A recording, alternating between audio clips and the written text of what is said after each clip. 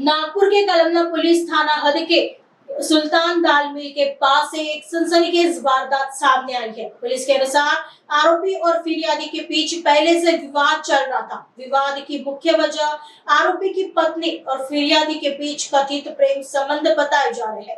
इसी बात को लेकर सुल्तान दाल मिल के सामने दोनों पक्षों में बहस हुई। देखते देखते विवाद इतना बढ़ गया कि आरोपी ने चाकू निकालकर हमला कर दिया। जब फिरियादी का दोस्त शेख अयान शेख कलंदर उसे उम्र 20 वर्ष बीच बचाव करने आया तो आरोपियों ने उसके पेट और छाती पर चाकू से ताबड़तोड़ वार किए। पुलिस ने घटना में शामिल 2 आरोपियों की पहचान कर ली है और उनकी तलाश जारी है। घायल युवक का अस्पताल में इलाज चल रहा है।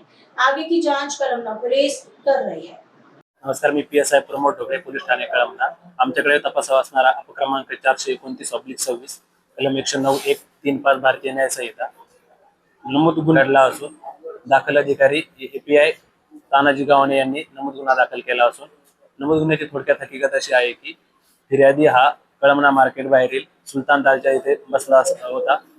त्यावेळेस त्याचा मित्र, पूर्वीचा मित्र, नमूद गुन्ह्यातील आरोपी हे सुलतान दालच्या दुकानासमोर आले असता तुझे आरोपी व फिर्यादी, आरोपीची पत्नी व फिर्यादी यांचे प्रेम संबंध आहे अशा वादावरून आरोपी आणि फिर्यादीला चाकूने मारण्याचा प्रयत्न केला।